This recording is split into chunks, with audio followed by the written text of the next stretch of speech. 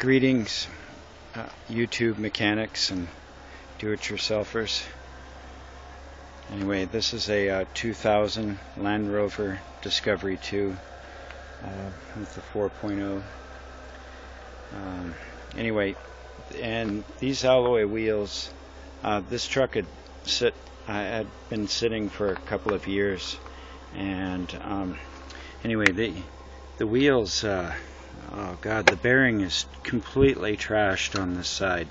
I think the previous owner had driven it quite a few miles beyond, the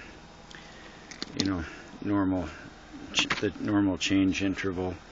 But anyway, I had one heck of a time removing this wheel, and if any of you experience difficulty where the alloy wheel meets the steel hub and it seemed to fuse in there. Sorry, I wasn't quite focusing on the issue here, but anyway, how I did this on this Land Rover is took this wedge, this a good size wood wedge, and drove it right. Let's see if we can see this with the lighting conditions here. Right between, I guess this would be a tie rod arm and the wheel and tire, and you can get a pretty good swing. Here's a pretty heavy hammer.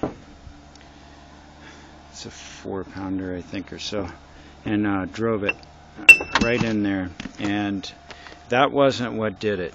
That's not what popped it. It was the tension of that. I did that once, and then I tapped the wedge down out of that position, and then rotated the wheel 180 degrees, and then tapped it in again, and got the wedge in there pretty well at an angle, and then I took my metal bar, and went right in between the wheel and the caliper.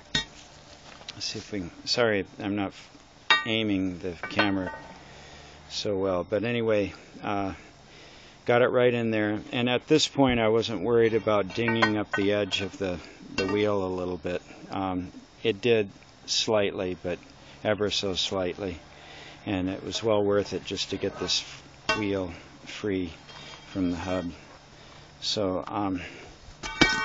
between having the force of that wedge, I still can't really see that tie rod in there, but it's pretty close to the sidewall of the tire.